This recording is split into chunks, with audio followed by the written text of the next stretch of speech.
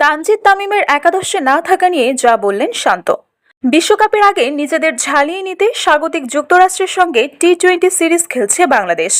তবে প্রথম ম্যাচেই যুক্তরাষ্ট্রের কাছে হেরে গেছে শান্তর দল। যুক্তরাষ্ট্রকে নবীন দল ভেবে প্রথম ম্যাচে ফর্মে থাকা তানজিদ তামিমকে দলে নেয়নি বাংলাদেশ। তার জায়গায় ওপেনিংয়ের সুযোগ পেয়েছেন লিটন দাস। তবে কেন তামিমকে দলে রাখা হয়নি তা নিয়ে ম্যাচ শেষে ব্যাখ্যাও দিয়েছেন শান্ত। প্রেরি ভিউ ক্রিকেট কমপ্লেক্সে আগে ব্যাট করে 6 উইকেট হারিয়ে 53 রানের পুঁজি পায় বাংলাদেশ, যা 3 বল ও 5 উইকেট হাতে রেখে তুলে ফেলে স্বাগতিকরা। দলে তানজিদ তামিমকে না নেওয়ার ব্যাখ্যা দিয়েছেন টাইগার অধিনায়ক শান্ত। তিনি বলেন, ওকে ড্রপ দেওয়া হয়নি। আমার মনে হয় আমাদের যে 3 ওপেনার আছে সবাইকে ঘুরিয়ে ফিরিয়ে খেলানোর প্ল্যান ছিল, কারণ সৌম্য অনেকদিন ধরেই চোটে ছিল, ম্যাচ খেলেনি, তাই এটা করা হয়েছে। এদিকে ব্যাটিং ব্যর্থতা নিয়েও ম্যাচ শেষে কথা বলেছেন শান্ত। টাইগার অধিনায়ক বলেন, দুশ্চিন্তার কিছুই নেই, কারণ প্রত্যেকটা ব্যাটার তাদের স্কিল নিয়ে কাজ করছে। আমরা সবাই জানি যে টপ অর্ডারদের ভালো খেলতে হবে।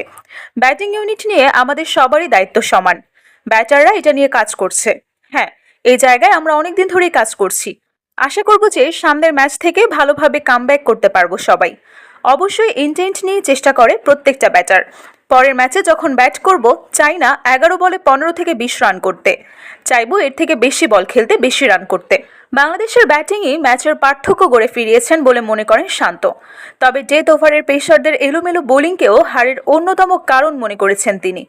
টাইগার অধিনায়ক বলেন, সব স্পিনাররা ভালো বোলিং করেছে, আমাদের পেসাররা শেষ 2-3 ওভারে পরিকল্পনার মতো বোলিং করেনি।